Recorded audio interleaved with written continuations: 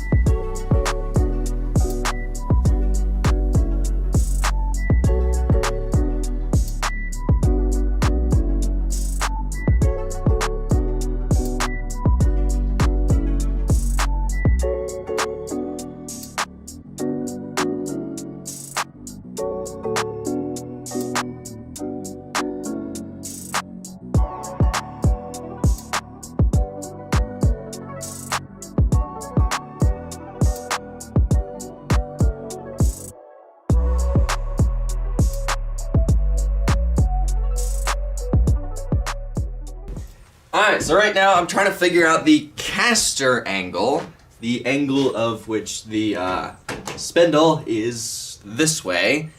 And normally with off-road machines, I normally do like 10 degrees, which is a little much, but it seems to be fine. It seems to work great for off-road machines. So I did 10 degrees on this, and I don't really know. It seems to work fine when I turn the wheel this way, but when I turn it this way, oh boy. Yeah, I'll show you a different view, because that view doesn't really show you anything, but, yeah, I don't think that's correct. So, I saw online that, car caster angle is around, 3 to 5 degrees. So I'm just gonna cut this little tack, move this up, so therefore I'm gonna go 5 degrees. The awesome thing about Heim joints is, you know, this is not a setup. This is fully adjustable. I can adjust pretty much anything. So I just kind of got to get it close to what it needs to be, and then if we ever need to fine tune it, we can do that with just adjusting the Heim joints.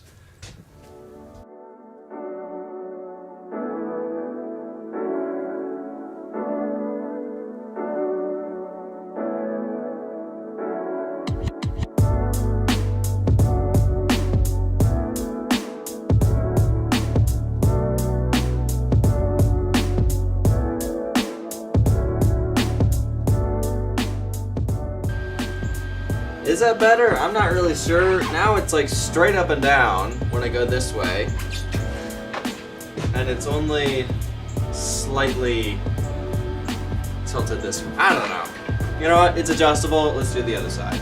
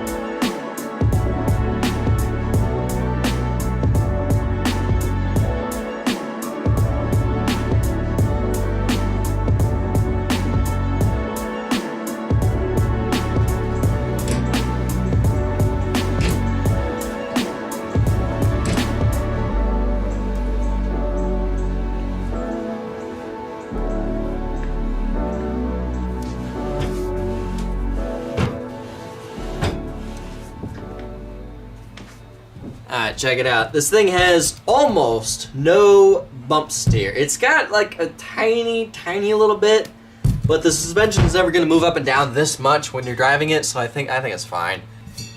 So I think it's time to work on reinstalling the suspension.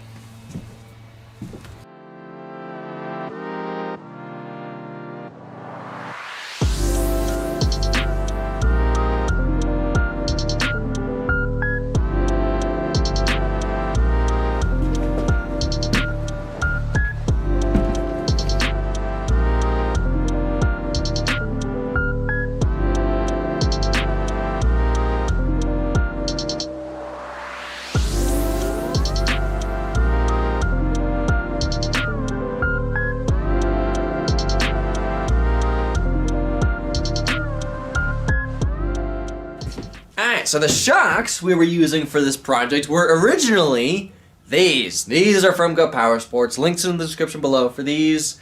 Now, unfortunately, these really had a hard time holding up this frame. The frame's kind of heavy, so I think let's swap these out with these. I bought these originally for the Ninja, but when I installed them, these were so strong that it didn't even feel like I had suspension, so I swapped them out with something a lot lighter. So I think these will be perfect for this project. There's a ton of adjustability. You can adjust something with this, and then there's another adjustment that does something. You can also adjust the preload with these. So I think these look pretty awesome. I'm not really sure if I want to put them like this. I kind of like the look of that a lot more, or maybe like that. That looks pretty. I'm not sure if these work upside down. I think they do. They're gas shocks.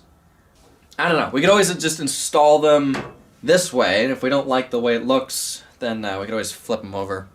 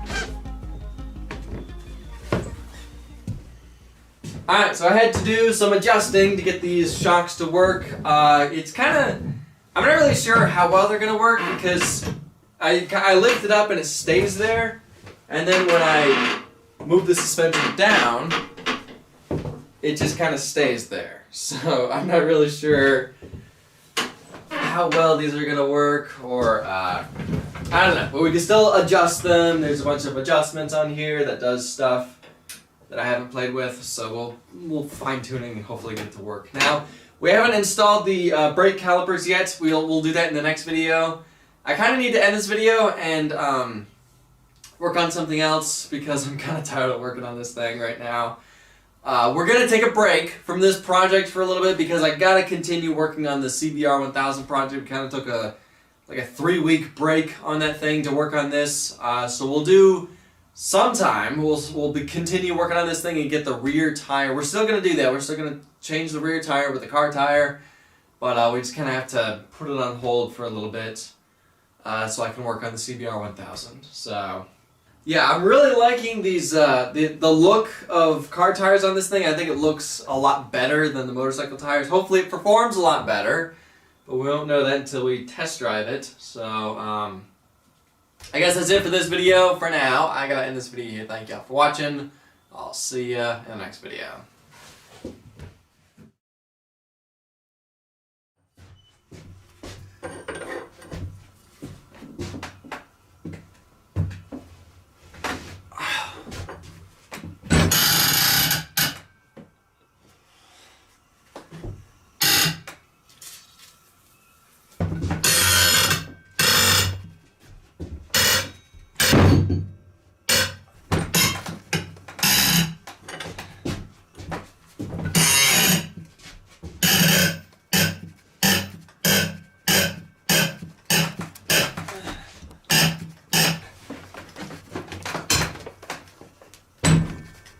Oh, man.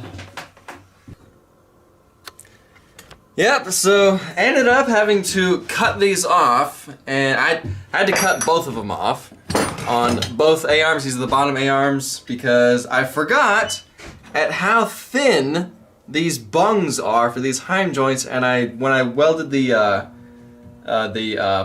plug weld, I think? Yeah, plug weld.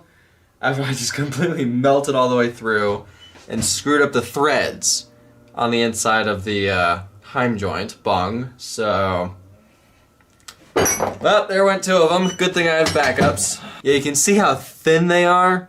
So when you're welding the bungs onto these and you're doing the plug weld, you gotta make sure you don't burn all the way through. Or, which I'm not really sure how well this would work, make sure that the heim joints are in, and that will kind of absorb some of the heat and hopefully make it to where the threads won't screw up. Or if you burn it through hot enough, it'll just fuse the heim joints into the bung, therefore making it never come off. So again, be careful when welding these things. Also, check this out. I'm actually really happy with how these turned out with the welding. Dare I say, I feel like I'm getting better with MIG welding. These don't look half bad. These are somewhat passable welds. So, getting better. And it's funny because for me, I've always been super pressured because my name is Ratherby Welding. I've always been super pressured to feel like my welds have to be really, really good. So, and in the past, they definitely haven't been. But that has pushed me to get even better, and I'm finally at the point where now my MIG welds don't look like dog crap, and it actually look somewhat passable. Yeah. Mostly it's about the fit up, I'll admit. Most of it is just learning how to fit up the material, so therefore it makes it easier to weld. What do we got here? A little bit of a smoke. Yeah, maybe that's not the safest thing to have some leaves right here, right next to where I'm welding.